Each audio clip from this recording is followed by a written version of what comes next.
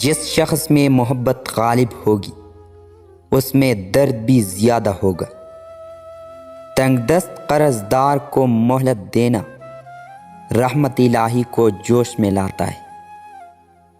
کلام میں نرمی اختیار کرو کیونکہ الفاظ کی نسبت لہجے کا اثر زیادہ ہوا کرتا ہے جو سیدھا دل پر ہوتا ہے۔ علم دین تو کتابوں سے آ جاتا ہے لیکن دین کا ذوق صرف اللہ والوں کو نصیب ہوتا ہے۔ جاہلوں کی صحبت سے پرہیز کرو، ایسا نہ ہو وہ تجھے بے وقوف اور جاہل بنا دے۔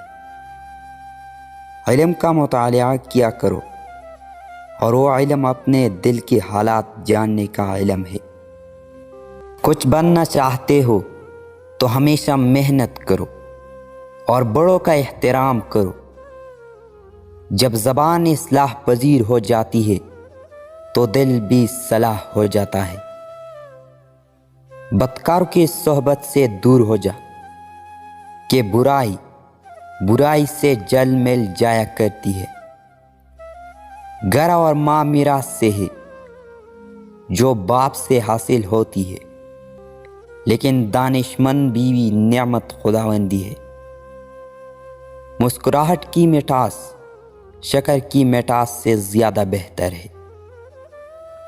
اپنے آپ کو بیکار مت رکھو، آخرت کے لیے اپنے آپ کو تیار رکھو اور اللہ کی عبادت میں مصروف عمل رہو۔